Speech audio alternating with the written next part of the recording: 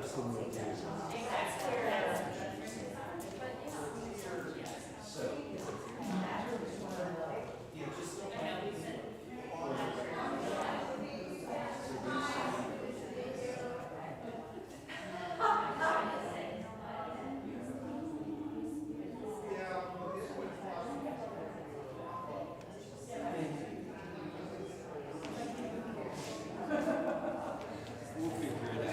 Good morning. How are you today? Good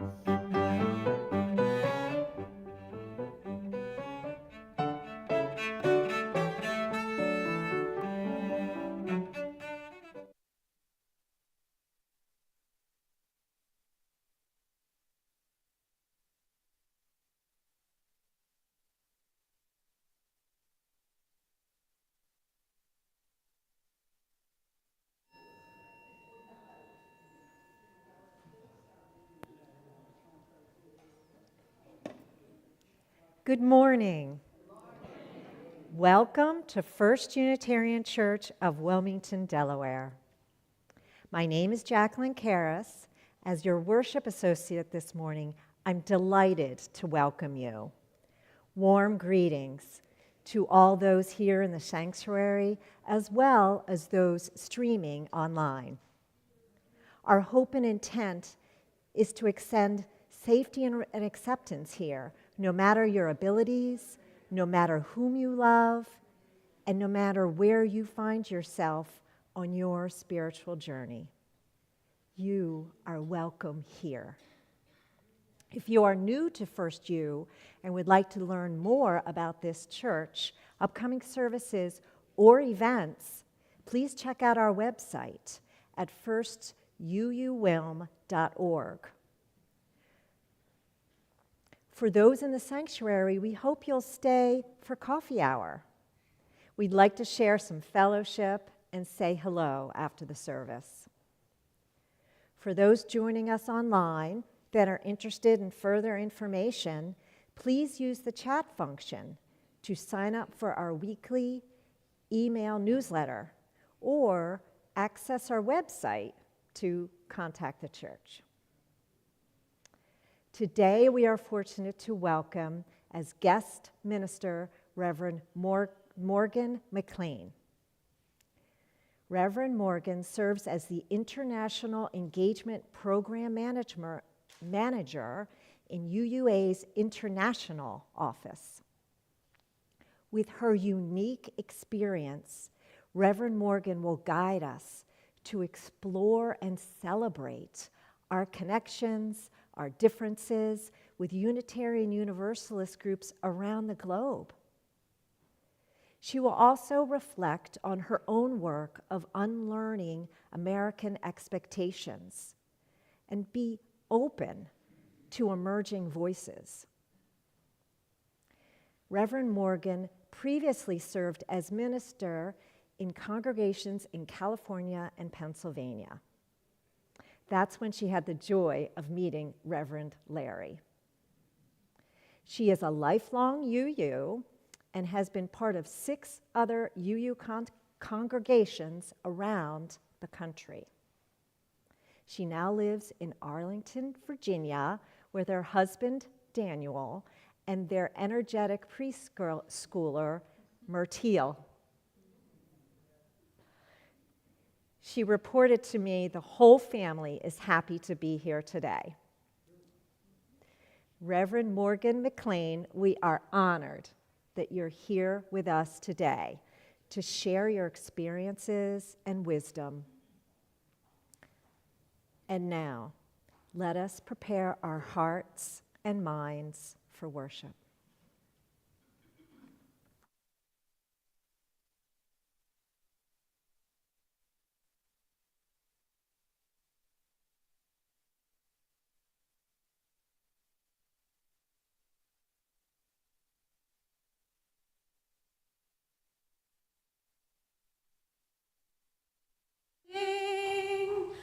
Bright morning stars arise.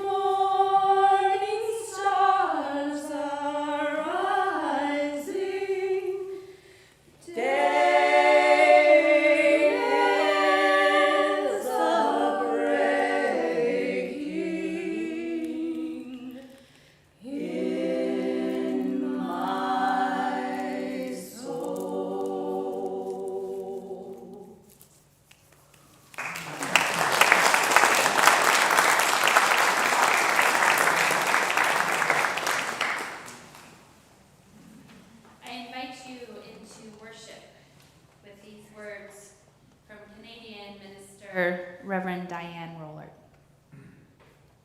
Come, hearts that are open and hearts that are closed by trials and sorrows, loss and misgivings. Come, seekers searching for answers, for respite, or a space to unleash your joy. Here all are welcome. No excuses are needed, nor explanations. Bring your whole heart and let it be touched. This moment belongs to each of us.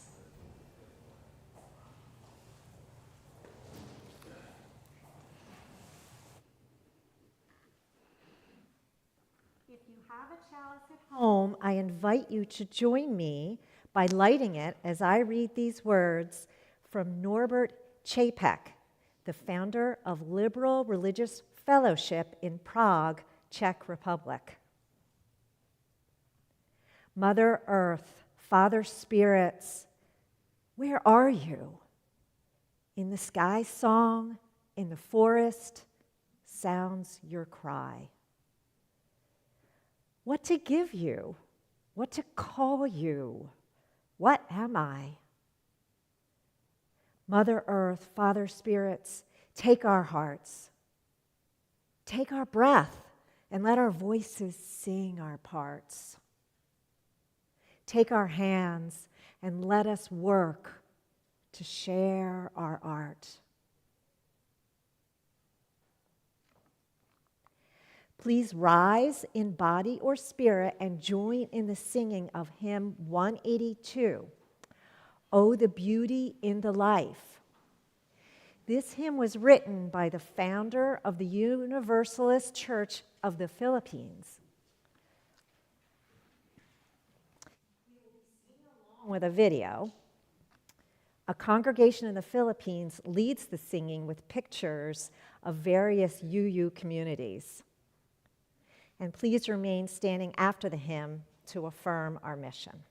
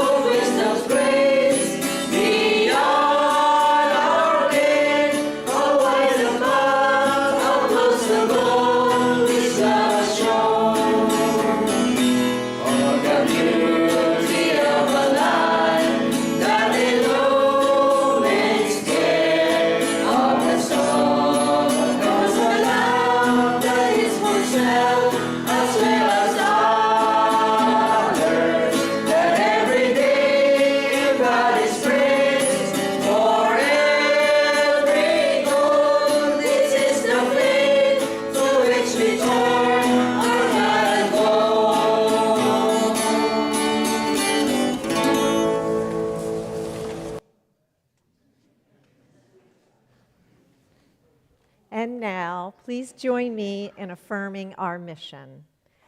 First Unitarian Church of Wilmington is a beloved community that nourishes minds and spirits, fights injustice, and transforms the world through loving action.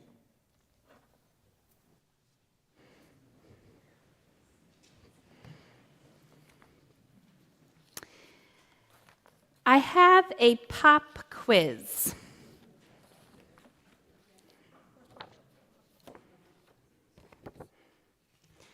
'15-17. Why is that date important to Unitarian Universalists? The start of the Reformation Gold Star Lutheran Sunday School right here.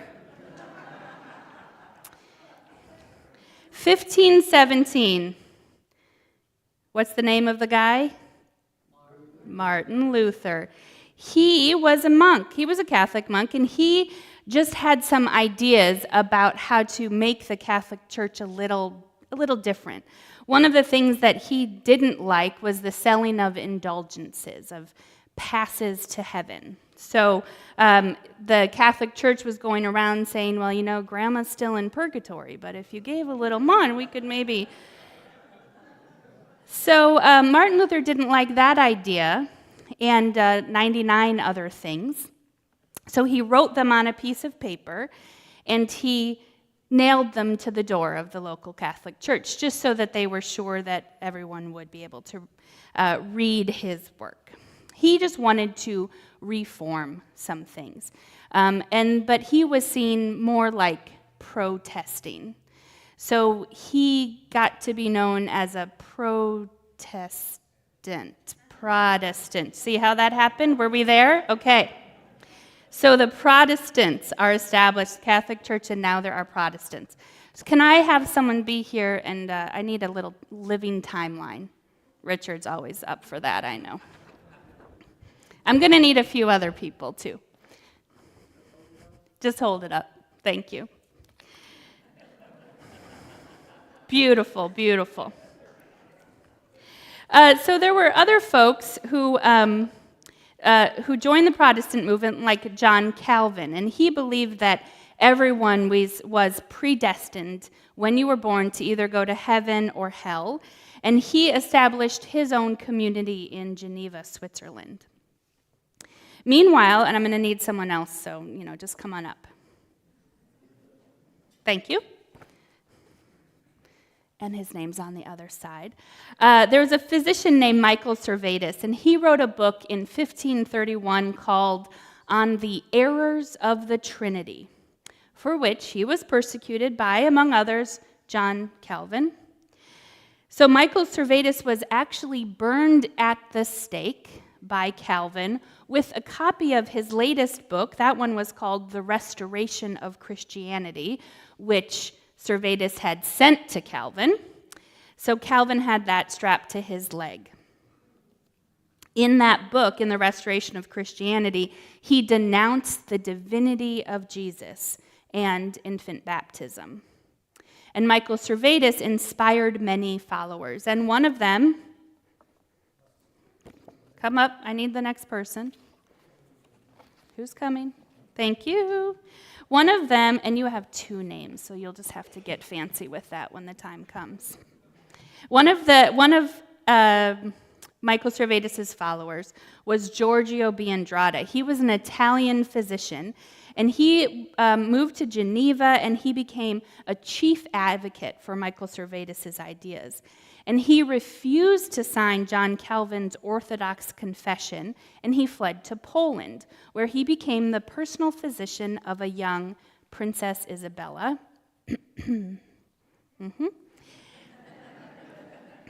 And Princess Isabella eventually grew up. She married a Transylvanian king, and she became Queen Isabella, and she had a baby. And, we're a little out of order here. King John Sigismund, he became king when he was only a couple weeks old. But his mother raised him as an anti-Trinitarian, and so then once he was an adult, he became the first and only Unitarian king in history. So I need someone over here with King John Sigismund, please. Thank you. Yep, you can both come up because I'm gonna need both of you. You can figure out how to open that one. There'll be another one. Come on up. So in 1568, thank you for that. That's why we need the living timeline. King John Sigismund put out to have a a debate, a religious debate. And this was in the town of Torda in Transylvania. And the chief advocate for his ideas was Francis David. And in the Edict of Torda, the declaration after this religious debate, it guaranteed religious freedoms to Catholics, Lutherans, Calvinists, and Unitarians. It was the most far-reaching religious toleration law in European history, and it remains to this day the most far-reaching religious toleration law, proclaiming that faith was a gift from God and that no one should suffer at the hands of others for religious reasons. I will note that this religious toleration was not extended to Orthodox Christians, Jewish people, or Muslims. And we know that this is still a struggle today. When King John Sigismund died at age 30 in a horse accident, the new rulers did not share his religious tolerance, and Francis David was sentenced to life in prison for his belief, and he became a martyr for the Unitarian cause. There's now a memorial to him in the prison cell where he died in Deva, Transylvania. Transylvania is the mountainous region between modern-day Hungary and Romania, but that land was Hungarian for at least 1,000 years and then was given to Romania at the end of World War I. So the Unitarians in Transylvania are ethnically Hungarian, and they find themselves then in Romania, foreigners in their own land.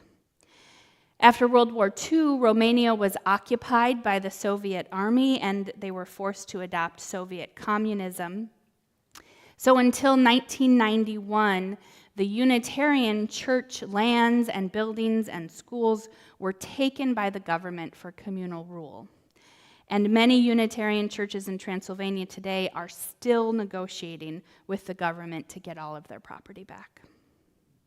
Through all of this, they have kept that spirit alive. They've kept their Hungarian culture and language going, and today there are 150 Unitarian congregations in Transylvania and about 50,000 people who are part of those communities.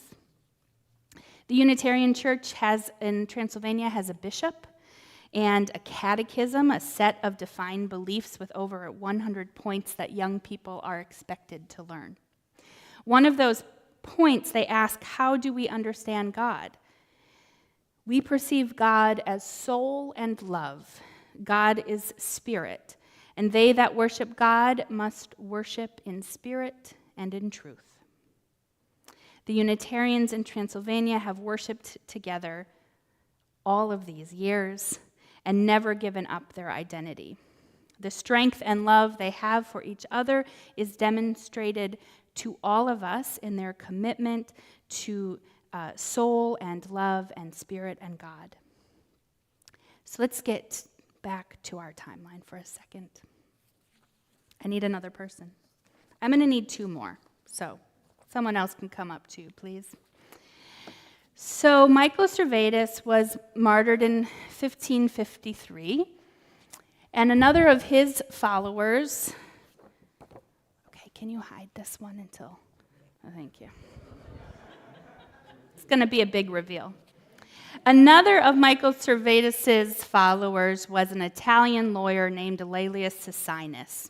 He died in 1562. I know that's a little weird, the timeline's off. He left his papers to his nephew Faustus, who organized them and published them and further developed these ideas. And he became a chief advocate in Europe for Unitarianism. His followers eventually founded a community in Poland, which they were persecuted. They found some refuge in Transylvania. And then those beliefs, that Socinus family became known as Socinians, and they found a lot of support in England and America in the 18th century. So here's a second pop quiz. Why is that important to us here, where we are Unitarians in the Mid-Atlantic?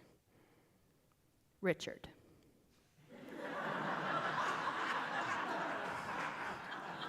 I didn't know you were going to call on me, teacher. What is the district, or what was the district formerly known as? Joseph Priestley. Why? Because Joseph Priestley was a Socinian. Yes, okay, now we're ready for the, 1774.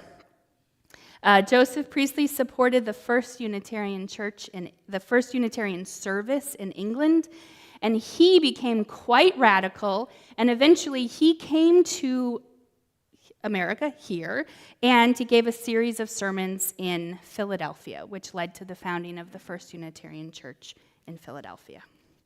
So our roots all over the globe, this is Europe right now, are radical. They're courageous, they're full of reason and toleration and discovery. So this is who we are, and this is who we continue to be, and we'll talk about it a little bit more. Thank you to our timeline.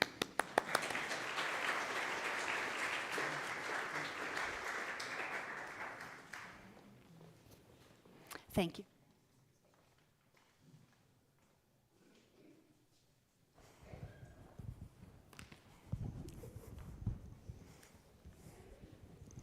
Well, thank you, Morgan.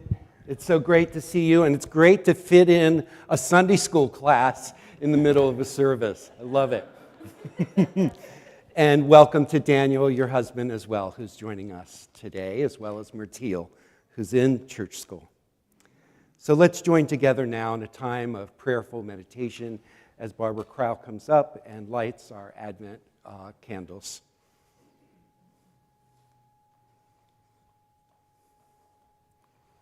As we light these 3 Advent candles today, let us make space in our heart for an abiding hope.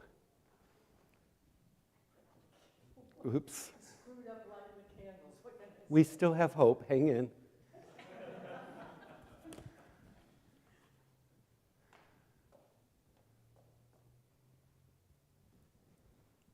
So let us make space in our hearts for an abiding hope that events and circumstances can never extinguish.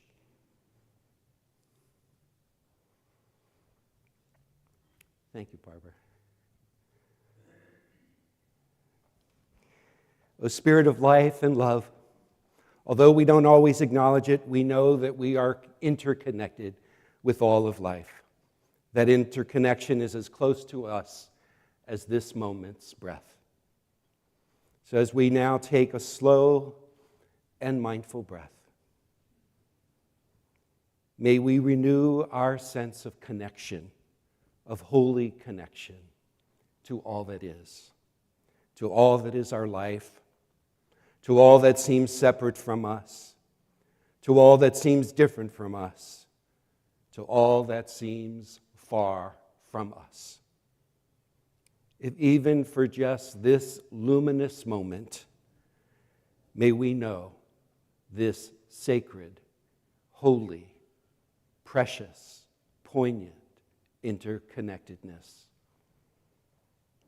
May, as we celebrate the different languages and traditions and histories and cultures, may we also hear our common hopes and longings and hold our common fears and anxieties as if in a common heart, where all that is ours to hold, where all that is ours to cherish and bring care and compassion.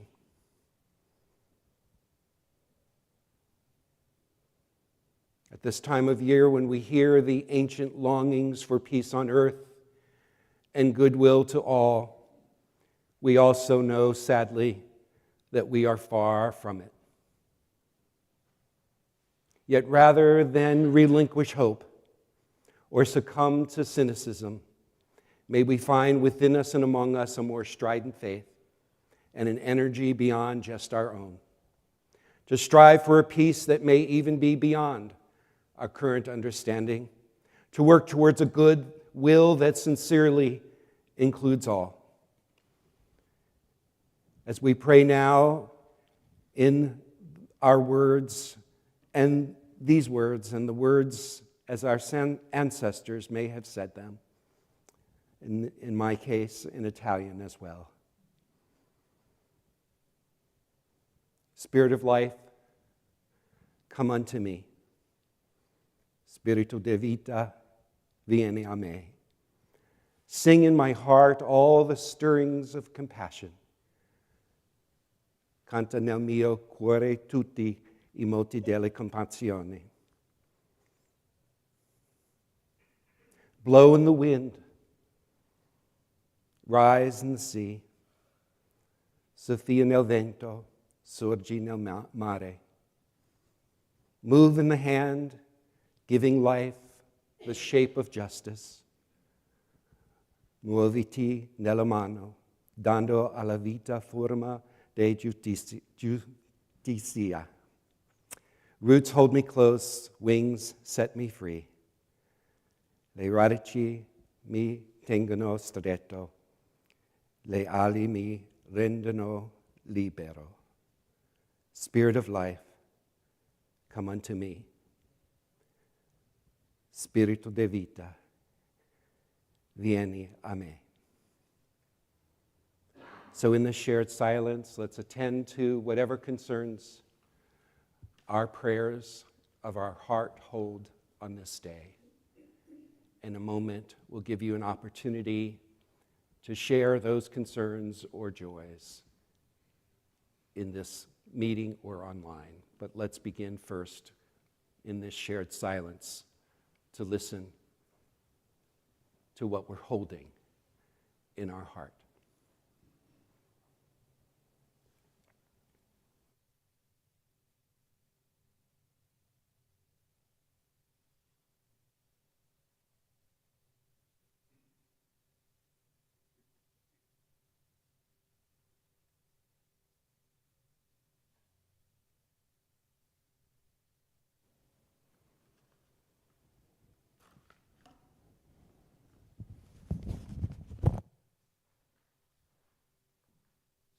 Are the concerns that you are holding in your own heart today, that you may want to speak aloud in this room or write in the chat so that you need not hold them alone?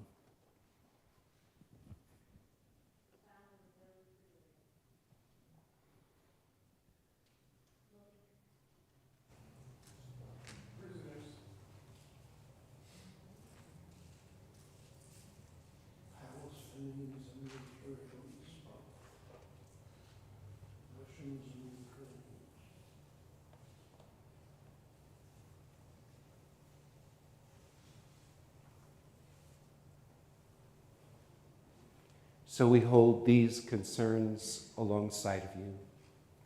Are there some joys that are arising in your heart, that are enlightening your spirit this day that you want to speak into this room or write into the chat? What joys might you have? Christmas cards.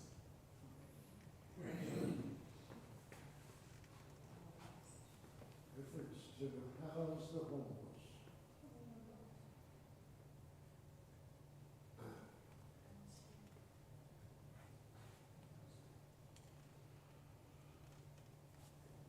May all the names that were spoken and those unspoken find peace and healing this day.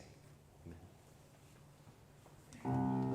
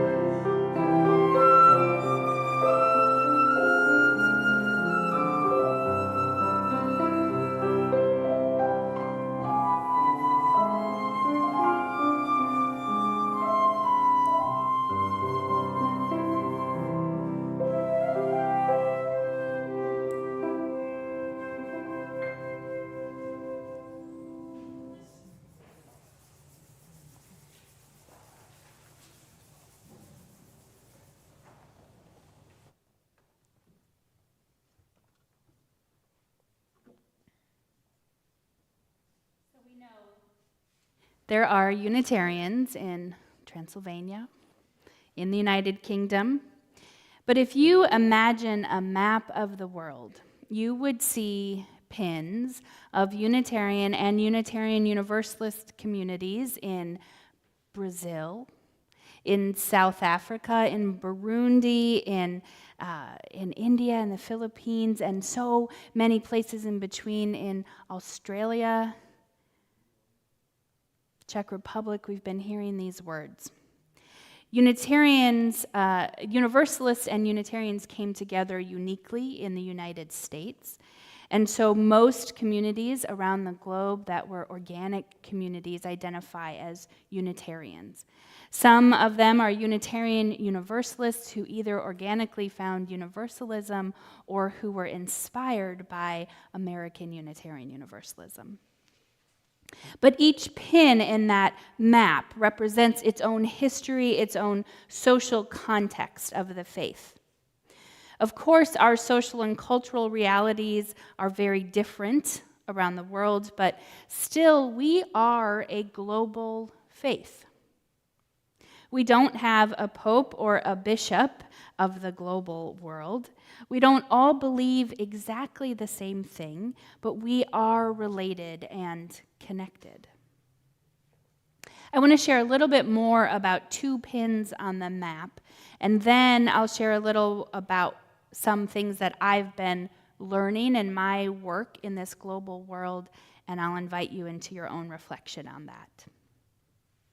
There's a part of India that's northeast of the main country. If we picture India on a map, in the northeast there's a state.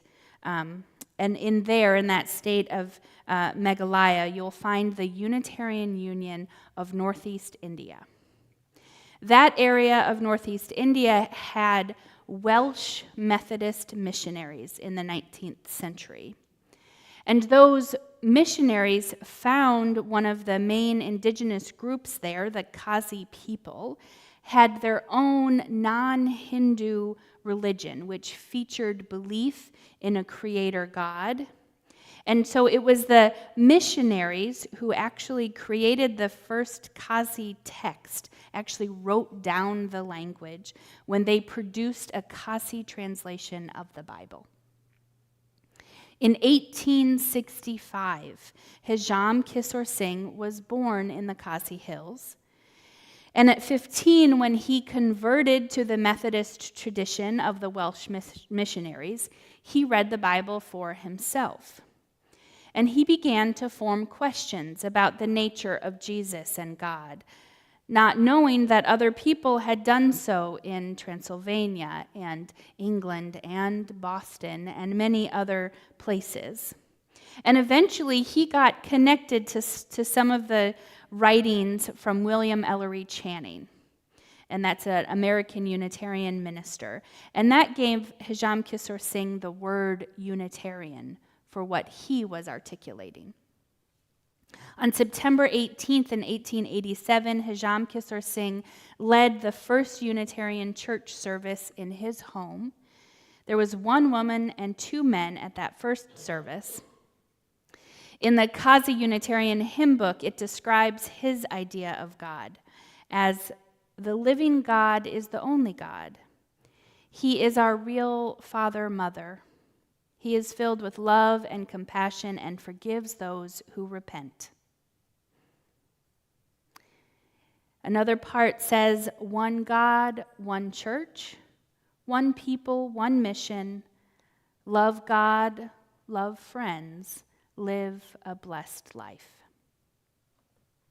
Today there are 35 Unitarian congregations in Northeast India, and many of them have their own school.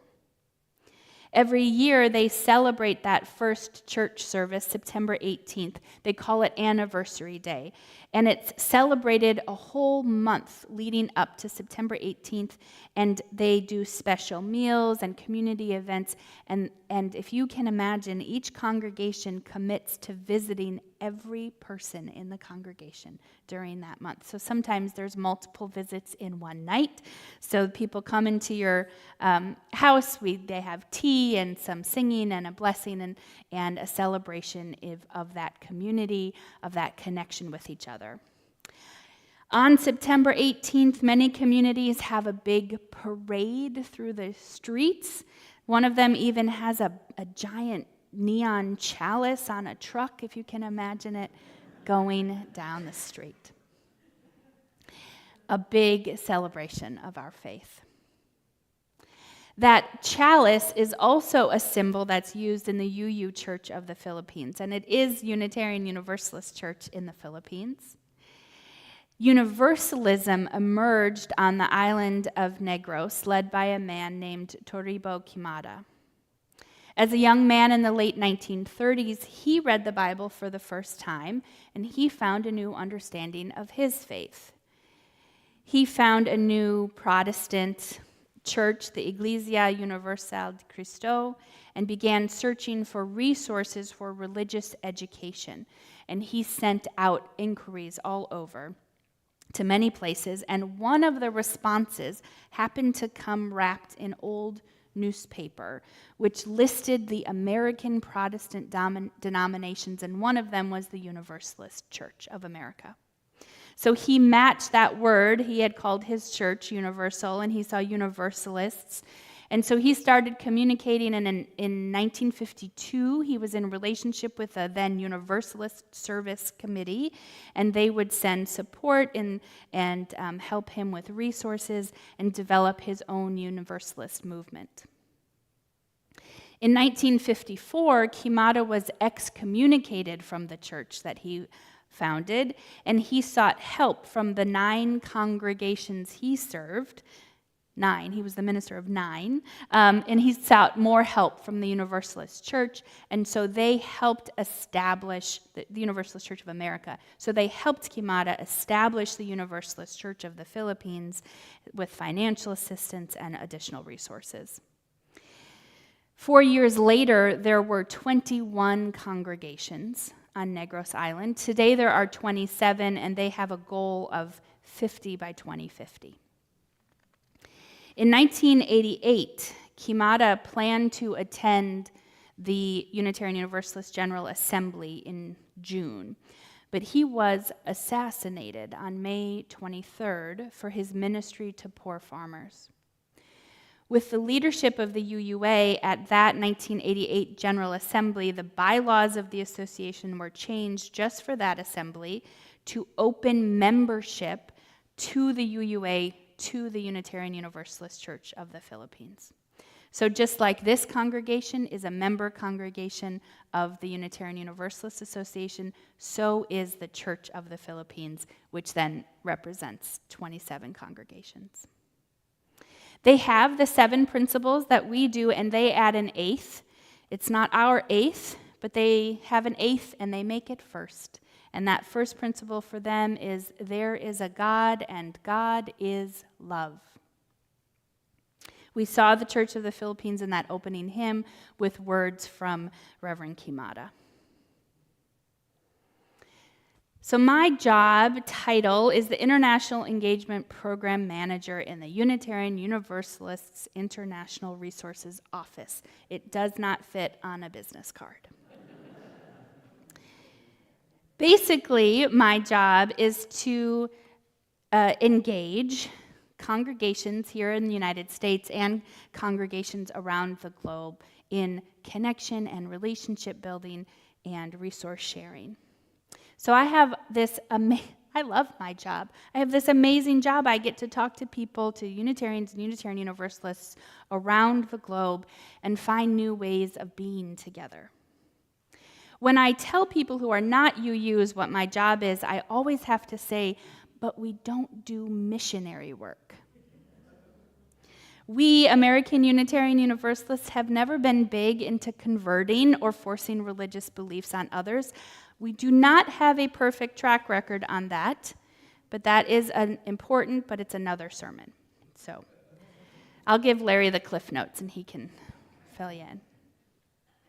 But what we do have is a yearning for deep connection and for opportunities of deepening our own faith by being in relationship with one another. That's the magic of the communities that we build. American UUs have enjoyed relationships with UUs around the globe in many ways for over 100 years.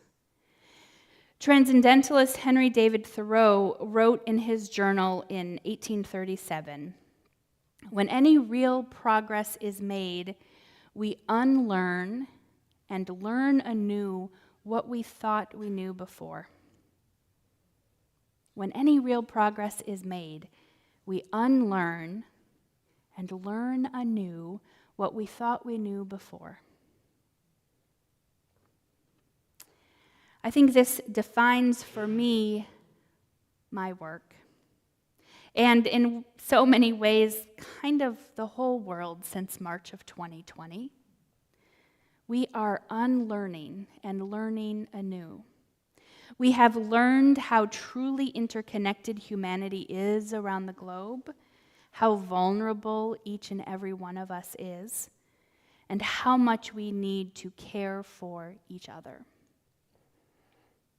I hope we're still in learning mode. I hope we're still willing to learn some lessons from the past 3 years and have a willingness to do things differently, to imagine the possibilities and let them emerge organically. At this moment in history, it's been critically important for me and other Americans to step back and consider that the Western colonial tendencies that we might have not worked for the global community. They have not fostered equal relationships. They have not shared wealth or power. There are systems of relationships, charity, education that have perpetuated inequality and inequity. I am unlearning my American charity mindset. We as a culture often have had a sense of charity that we're the savior. We know exactly what you need, and we will tell you, and we'll pay for it, and gosh, do we love a building project. So we can show others the light if they only do exactly what we tell them with our money. So what if instead we listened, really listened without making suggestions? Not, here are 3 things that you might choose from. No, what do you need? How can we help you? And what would it be like to give generously without expecting a thank you card or a tote bag or a name on a brick or a ledger sheet of exactly how the funds were used? What if we gave with faith and love and joy? I could learn a new way of giving. I'm also unlearning my American sense of work outcomes. American organizations love goals and strategic plans. Who has been part of a strategic planning process at church or at work? Yes, right? Okay. So our way of being is to assume that if you lock us in a conference room for a weekend, we can produce all the answers. And not only all the answers, but the due dates, and it'll be for 5 years. What about the people who come in after that plan is made? Where are the relationships in a 5-year plan? How do we center something else besides outcomes? How do we make room for emerging ideas, for new connections, for inspiration? So we have some learning anew to do. And we can notice these little behaviors, these tendencies. And for me, what I have noticed, and we call this sort of decolonizing our institutions, and now we need to decolonize our minds. For me, I am constantly learning every day. I hear something come out of my mouth, which is not really what I meant to say. We have to decolonize even our language, our vocabulary. I'm always finding myself defaulting to militaristic or capitalistic concepts. True story, I was at a Quaker meeting, gathering, and I commended them for being on the front line of justice. The front line? No, it's not the front line of justice. We're holding hands for a transformed world, right? And do we need bullet points? And you know what we really don't do? We do not slave over a hot stove. There are so many phrases, so many words that evoke a history that we do not mean.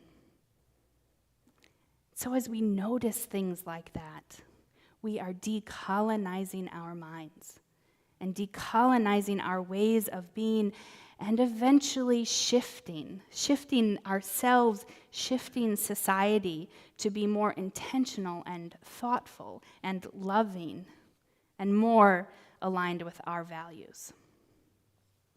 This personal work and the commitment to different organizational structure has been a big shift in the context of the Unitarian Universalist Association's international work. So for example, for the past 18 months, we have been helping facilitate a process of reimagining the future of the global faith. So, kind of a narrow scope of just Unitarian Universalist communities and the ways that we come together. There was a new group that was formed called the Leadership and Design Team. And it was intentionally formed by those who had held the work and the power previously. And I was part of a previous group. And we knew that we needed to do things differently. And we knew that if we locked ourselves in a room for a weekend, we could come up with some ideas. And we knew that we would just be recreating it in our own image. And that is not what we wanted. And so we said, well, let's try something completely different. So we prepared fertile soil, we left the money, and we handed over the power to a new group of people. There are 9 people from around the world with lots of different experience. Some had never held a leadership role. Half of them are under 40. And all of them are committed to their faith around the world. They're all creative thinkers. They're all learning, unlearning, learning anew. And I, as part of my job with the UUA, the UUA's resource is my staff time. So I set the meeting reminders and I send the Zoom link so that these folks can focus their energy on the conversations and the discovery together. I am not a leader, I'm not a decider, and I get to practice unlearning my bossy American ways every day. I have lots of ideas about how they could move forward. And this process is, I imagined, okay, about 6 months is enough time. It wasn't enough time. So now they've been together. They meet twice a month for 18 months for 90 minutes. So you imagine committing that amount of time to talking, to discovery, to really knowing each other, to taking the time to build relationships and not feel the pressure of the creation of something new. What if a strategic planning process took 18 months? How much could you integrate and find and discover in that time? So this is the future of our global faith, and I really hope our global society. We have discovered that you can have meaningful relationships on Zoom, that you can have giant WhatsApp group chats. And we will continue to carry forward the legacy of our Unitarian Universalists from our timeline and beyond, who knew that you learn and grow when you share your faith in real ways. We have this radical love, these radical ideas of acceptance. And we can transform our little part of the world and hopefully transform beyond. We are all part of this. We are all part of the unlearning and the learning anew. And these are not insignificant learnings. Sharing our wealth in new ways, changing our language, stepping back as Americans and realizing we are not the center of the universe. This is an exciting time. I know it's been hard. I know we say we're post-pandemic, but we have a chance right now to really live in a different way. And I am so excited to be part of that with all of you. Thank you.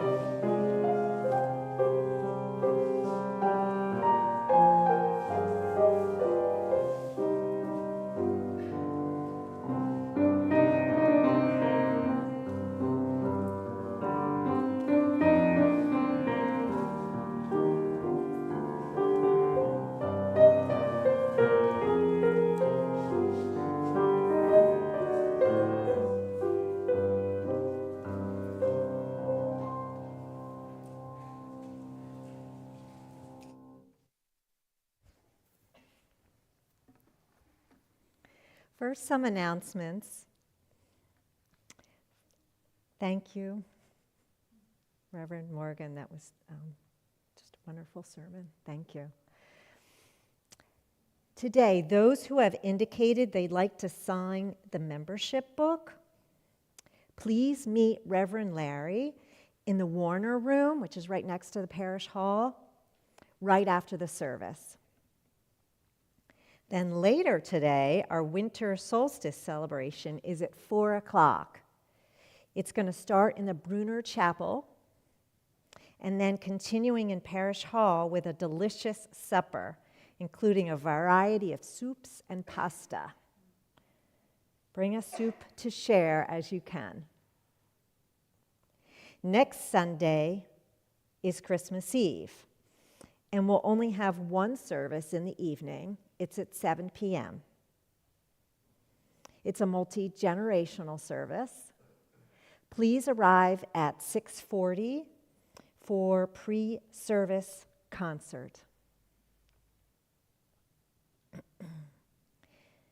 Now, a few reflections as we pause to recognize stewardship of our church. During the holiday season, I wonder, do you hope to experience feelings of warmth, feelings of closeness and community? I know I do. And then things get hectic. As I get busy with decorating, cooking, sending cards, I think those efforts will satisfy my yearnings. Sometimes they do. I really appreciate the scent of fresh greens and the taste of homemade sweets. Then oftentimes, the completing the to-do list and arranging the family schedule, it gets to be a lot. Life actually in any season can feel very hurried, even impersonal. Here, though, I can expect the personal, the meaningful, and an opportunity to spiritually recharge. How about you? An example from me just last week, getting up at the end of the service, stepping into the aisle, a conversation naturally began. It was warm, caring, such as, "How is that family member of yours?" The one that was struggling. And it continued with thoughts on the service we just heard. There was sharing, some vulnerability, a poignant melancholy memory, emotions and hopes expressed. And it was safe to do that. It felt so human, so caring and real. Those personal interactions, the wonderful services, programs for our youth, awesome music, thank you, ladies, invigorating events, educational opportunities to better understand ourselves and the world, and important projects to contribute to our community. These are experiences that align with my values and provide a spiritual recharge. And you? This important supportive place is possible because of you. Your warmth, your openness, your efforts, and your generosity. As we very much wish to keep the lights on, please, as you are able, consider a financial offering to this church. During the music, there will be a slide that shows the avenues to make an offering. For those in the building, in addition to the ways listed, there are baskets at the back of the sanctuary. And thank you. Will you please join me in dedicating our offering? To the work of this congregation, which is weaving a tapestry of love and action, we dedicate our lives, and these are offerings.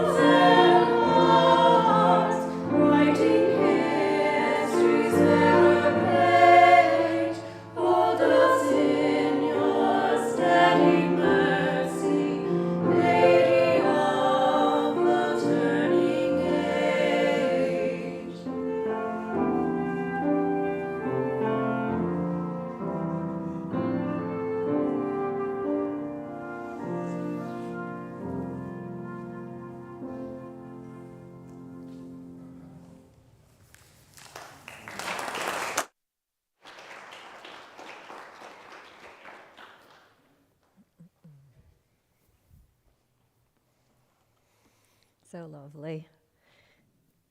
Please join me as we extinguish our chalice with these words adapted by Adam Slate. We end our gathering with gratitude for camaraderie and goodwill that we extend to each other and our community. May we continue to bless each other and our world with shared wisdom, open-mindedness, and support.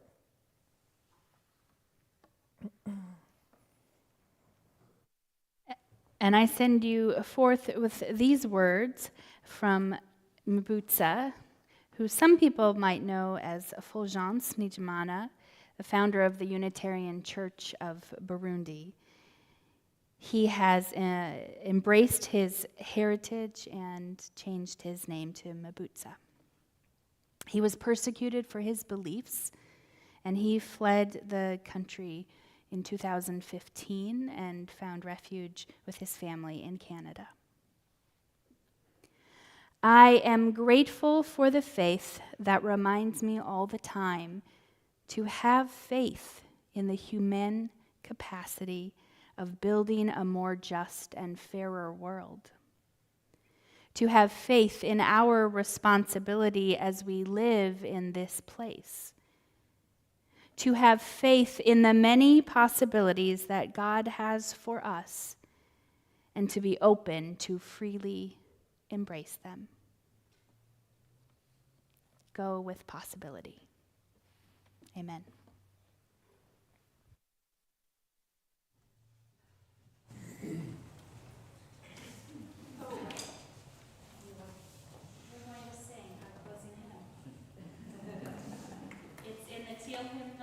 River Flowing in My Soul, number 1007. And